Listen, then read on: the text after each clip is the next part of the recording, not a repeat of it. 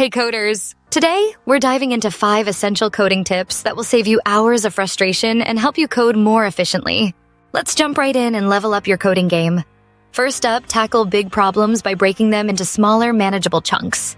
It is easy to feel overwhelmed when facing a complex issue, but by dividing it into smaller parts, you can focus on solving each step methodically. This approach not only makes the task less daunting, but also helps in identifying errors more easily. Next, before you start writing code, ensure you understand the logic behind what you're trying to achieve. Using pseudocode or flowcharts can be incredibly helpful in visualizing the process.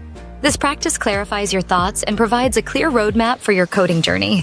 When naming variables, clarity is key. Opt for descriptive names like total price instead of ambiguous ones like TP. This small habit will save you and others time when revisiting the code, making it easier to understand and maintain. Debugging is crucial, so do it often. Instead of waiting until the end, test small parts of your code as you go. This proactive approach helps catch errors early and ensures smoother progress. Finally, remember that Google is your best friend. Use resources like Stack Overflow and documentation wisely.